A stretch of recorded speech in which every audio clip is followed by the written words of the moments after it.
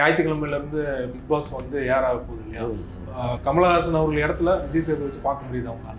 எனக்கு நிச்சயமாக முடியல. ஏன்னா கமல் வந்து ரொம்ப சிறப்பாக பண்ணதை நான் நம்பினேன். இதில் வந்து ஒரு செயற்கைத்தனம் இருக்குது விஜய் சேதுபதி. இப்போ இந்த புரோமோ ஒன்று போடுறாங்க, அவர் க்ளோஸில் பேசிட்டு சிரிக்கிறாரு. அவ்வளவு செயற்கையாக இருக்குது அந்த சிரிப்பு. அது அது வந்து அது கமல் பண்ணாருன்னு வைங்களேன், அவ்வளவு யதார்த்தமாக இருக்கும். அதுதான் இதில் இருக்கிற பெரிய பிழை. இது எப்படி கொண்டு போகிறாருன்னு நமக்கு தெரில. கமலஹாசன் அவர்களே அட்டாக் பண்ற மாதிரி இருக்குது. நிறைய வார்த்தைகள்லாம் ரொம்ப வளவலன்னு பேசாம ஷார்ப்பா பேசுங்க அப்படின்னா, இப்போ ஏதோ ஒரு மன கஷ்டத்துல தான் வெளியில போனாரா இவங்க அட்டாக் பண்றதெல்லாம் பார்த்துக்கலாம்? கடைசி வரைக்கும் கமல் இந்த ப்ராஜெக்டில் இருக்கணுங்கிறதுல விஜய் டிவி நிர்வாகம் ரொம்ப ஆசைப்பட்டாங்க. அவங்க வந்து தொடர்ந்து பேசிக்கிட்டே இருந்தாங்க, சார் போயிடாதீங்க. அதனால் கமலோட அவங்களுக்கு வந்து முரண்பாடே கிடையாது, கமலுக்கும் அவங்களோட எந்த முரண்பாடும் இல்லை. அவருக்கு நேரம் இல்லை, அவ்வளோதான். இந்தியன் 3 வந்து நெட்ஃப்ளிக்ஸ் தான் வெளியே போகுது அப்படின்னு சொல்லிட்டு வலைபேச்சில் நீங்கள் தான் சொல்லியிருந்தீங்க. இன்றைக்கு ஃபுல்லாக அது செய்தி ஆயிடுச்சு, கிட்டத்தட்ட உறுதியான தகவலாக மாறிடுச்சு. இல்லை, எனக்கு தெரிஞ்சு என்னன்னா, இந்தியன் 2வினால் பாதிக்கப்பட்ட விநியோகஸ்தர்கள் இந்தியன் 3 வரும்போது ஒரு மட்டமான விலைக்கு அதை கேட்பாங்க. இல்லைன்னா அந்த நஷ்டத்தை சரி பண்ணுவதற்காக இதை கொடுங்கன்னு கேட்பதற்கு வாய்ப்புகள் இருக்குது. ஃபினான்ஷியலாக அவங்க கொஞ்சம் டவுனில் இருக்காங்க. அப்போ நேரடி ஓடிடிங்கும் போது ஒரு மிகப்பெரிய தொகையை அந்த நிறுவனம் கொடுக்கும். ஒரு படம் தியேட்டருக்கு வந்த பிறகு கொடுப்பதற்கும் நேரடி ஓடிடி கொடுப்பதற்கும் நிறைய வித்தியாசம். ஆக்சுவலாக இந்தியன் 3க்கு வந்து கமலஹாசனுடைய க்ளோஸ்அப்ஸ் மட்டும் கொஞ்சம் வேணும். அதுக்கு வந்து அதிகபட்சம் ஒரு 5 நாள் இருந்தால் போதும் அப்படின்னு சங்கர் ஒரு முடிவெடுக்கும் போது கமல் என்ன சொல்றாரு, இல்லை. இது போன்ற எக்ஸ்க்ளூசிவான வீடியோக்களை தொடர்ந்து காண மீடியா சர்க்கிள் சேனலை சப்ஸ்கிரைப் பண்ணுங்க.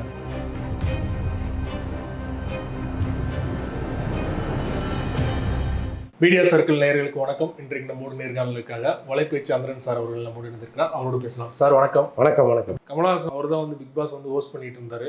அந்த இடத்துல வந்து விஜய் சேது தான் ஹோஸ்ட் பண்ண போறாரு. அப்படி நிறைய ட்ரெய்லர்லாம் டீசர்லாம் வெளியிட்டாங்க. ஞாயிற்றுக்கிழமையிலேருந்து பிக் பாஸ் வந்து ஏர் ஆக போகுது இல்லையா? கமலஹாசன் அவர்கள் இடத்துல விஜய் சேது வச்சு பார்க்க முடியுது அவங்களால? எனக்கு நிச்சயமாக முடியல. ஏன்னா கமல் வந்து ரொம்ப சிறப்பாக பண்ணதை நான் நம்பினேன். இதில் வந்து ஒரு செயற்கைத்தனம் இருக்குது விஜய் சேதுபதிட்ட.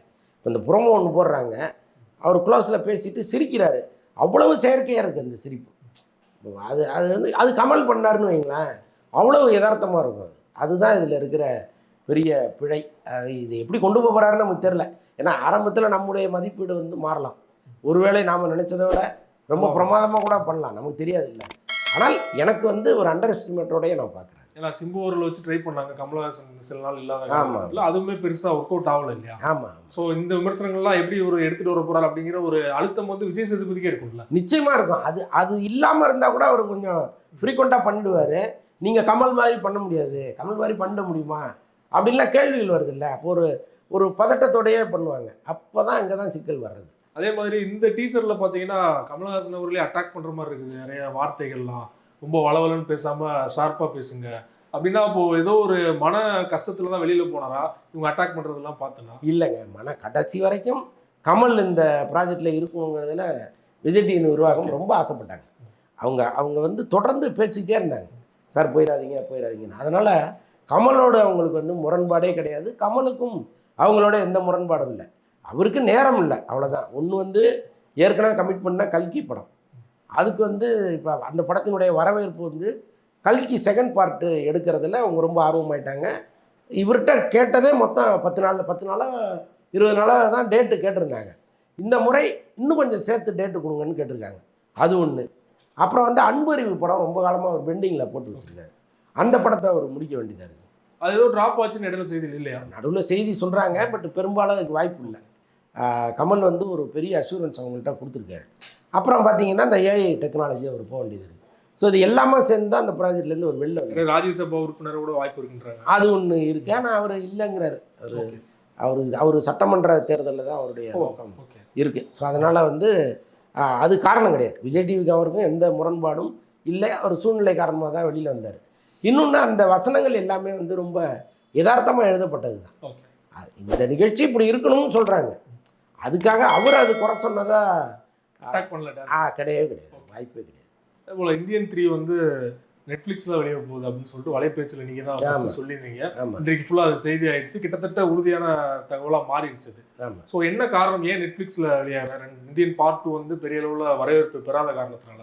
இல்லை, எனக்கு தெரிஞ்சு என்னன்னா இந்தியன் 2வினால் பாதிக்கப்பட்ட விநியோகஸ்தர்கள் இந்தியன் 3 வரும்போது ஒரு மட்டமான விலைக்கு அதை கேட்பாங்க. இல்லைன்னா அந்த நஷ்டத்தை சரி பண்ணுவதற்காக இதை கொடுங்கன்னு கேட்பதற்கு வாய்ப்புகள் இருக்குது.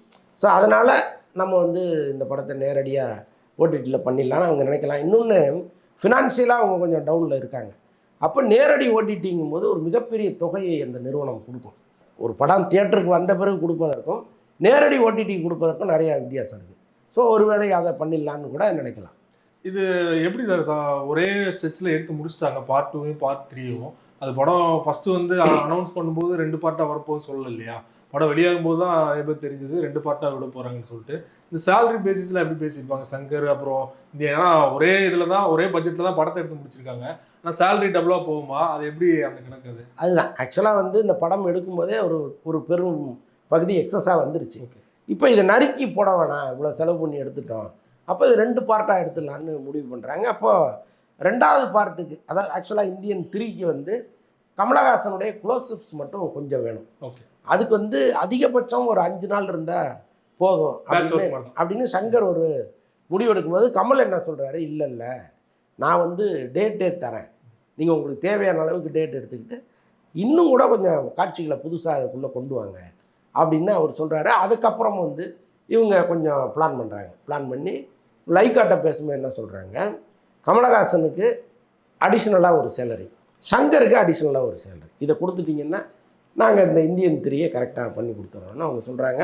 அதுக்கு லைக்கா நிறுவனமும் ஒத்துக்குது. இது எல்லாமே இந்தியன் 2 ரிலீஸ் ஆகிறதுக்கு முன்னாடி. ஓகே. ரிலீஸ் ஆன பிறகு அவங்களுக்கு ஒரு பெரிய அப்செட்டு. இப்போ இந்த படத்துக்கே நிறைய ஒர்க் இருக்குது, இனிமேல் கொஞ்சம் ஷூட்டிங்லாம் போக வேண்டியது இருக்குது, ஒரு பெரிய சாங் வந்து எடுக்க வேண்டியது இருக்குது. ஸோ எல்லாமே இருக்குது.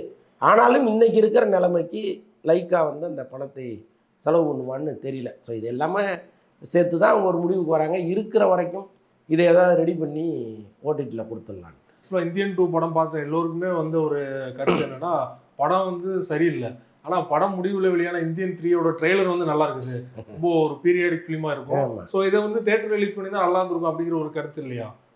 பார்க்கணும் தானே எல்லாரும். ஆக்சுவலாக கமலஹாசனே இந்த படத்தை பார்க்கும் பொழுது அவர் ஒரு ட்வீட் ஒன்று போட்டார், படம் சூப்பராக இருக்குது, சங்கர் லைஃப்லேயே இதுதான் உச்சம்லாம் அவர் போட்டார். அப்போ இந்தியன் 3யை பார்த்து தான் அந்த முடிவுக்கு அவர் வராரு. ஆனால் கால சூழல் வந்து இந்தியன் 2வை கொண்டு வந்து அதோட இமேஜ் எல்லாம் தகர்த்துருச்சு. இதற்கப்புறம் ஒரு இந்த படத்தை தியேட்டரில் நீங்கள் கொண்டு வந்தீங்கன்னா ஓப்பனிங் கட்டாயமாக இருக்காது. படம் திரைக்கு வந்து ஒரு 2 நாள் கழித்து அப்படி பிக்கப் ஆகி நல்லா இருக்குன்னு சொல்லி அதுக்கப்புறம் வர்ற கூட்டமாக இருக்கும். நிறைய காம்ப்ளிகேஷன்ஸ் இருக்குது. அதனால தான் அவங்க ஓடிடி போகிறாங்க. புஷி ஆனந்த் அவர்கள் தொடர்ச்சியாக பேசுகிறது வந்து சர்ச்சையாகிட்டே தான் இருக்குது. விஜய் அவர்கள் கட்சி ஆரம்பித்த புதுசுலேருந்து சொன்ன வார்த்தை என்னென்னா, விஜய் அவர்களுக்கு புஷி ஆனந்தால் தான் ஏதோ ஒரு பிரச்சனை வரப்போகுது, இன்றைக்கி இல்லாட்டினாலும் என்றைக்குனாலும் கட்சி தொடர்பா அப்படிங்கிற விமர்சனம் வந்து சமீபத்தில் ஒரு பேச்சு அதற்கு உதாரணம். நீங்கள் எப்படி பார்க்குறீங்க அவருடைய பேச்சு? இந்த ஓட்டப்படகை நம்பி ஆற்ற கிடக்கிற கதையை விஜய் போய் மாட்டிக்கிட்டாரோன்னு நமக்கு தோணுது. எப்போவுமே வந்து நம்ம ஆரம்பத்தில் நீங்கள் கவனிச்சிங்கன்னா தெரியும், இந்த திராவிட அரசியல் வந்த பிறகு அந்த மேடை தான் நமக்கு வந்து மிகப்பெரிய பொழுதுபோக்காக இருந்திருக்கு. திமுகவாகட்டும் அதிமுகவாகட்டும் 2 மணி நேரம் 3 மணி நேரம் பேசுவாங்க. அந்த 3 மணி நேரமும் நீங்கள் வந்து ஒரு சினிமா பார்த்த மாதிரி இருக்கும். அதில் வந்து அவங்க தத்துவத்தை சொல்லுவாங்க, அவங்க கருத்துக்களை சொல்லுவாங்க, நடுவில் காமெடி பண்ணுவாங்க, இது எல்லாமே நடக்கும். ஆனால் உலக அரசியலே கொண்டு வந்து அங்கே வச்சுருவாங்க. அப்படிப்பட்ட அரசியல்வாதிகளை பார்த்து வளர்ந்த நமக்கு புஷி ஆனந்த் மாதிரி ஆட்களை பார்க்கும்போது வயிற்றெரிச்சலாக இருக்குது.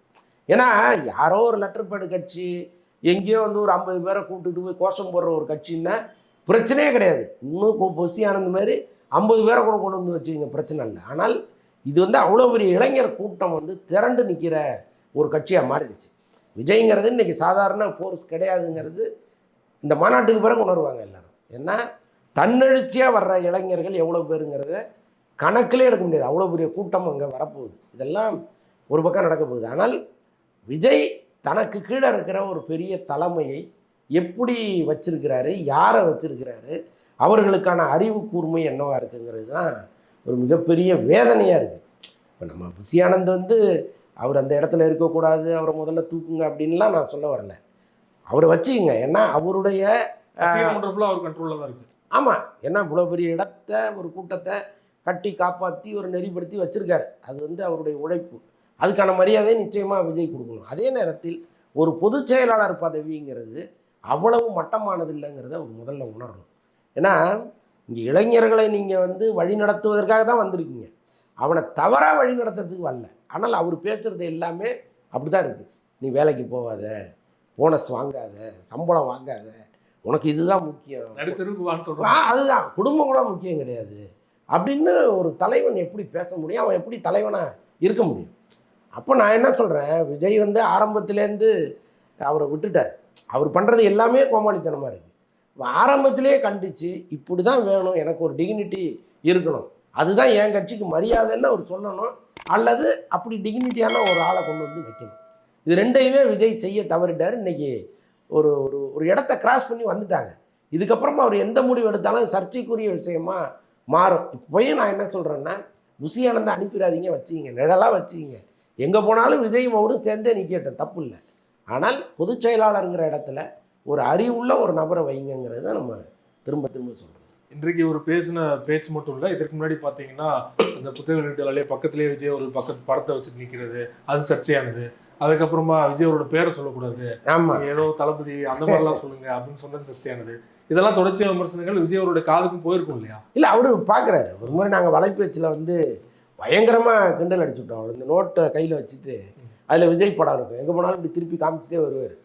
அதை வந்து ரொம்ப ஒன்று எப்படி இது விஜய் எல்லாம் பார்த்துட்டு இருக்காருன்னு சொன்னோடனே விஜய் கூப்பிட்டு அவரை கண்டித்து அதுக்கப்புறம் அந்த இதெல்லாம் விட்டார். அவர் இது வந்து நம்ம சொல்லி அவர் கேட்குறாரு. அது நல்ல விஷயங்களை சொல்லும்போது அவர் எடுத்துக்கிறாரு.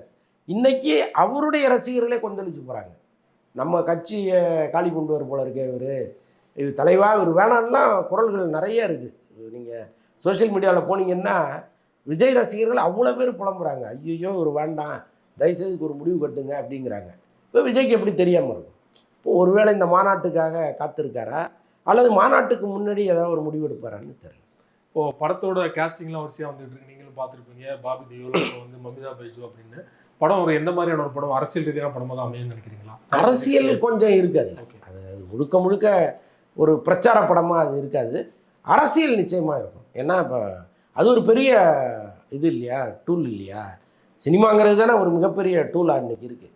நீங்கள் இப்போ ஊர் ஊராக போய் நடந்து போய் பேசி பேசி ஒரு கூட்டத்தை சேர்க்கறத விட சினிமாவில் ஒரு கருத்தை சொல்லிட்டிங்கன்னா அது தானாக போய் சேர்ந்துடும்.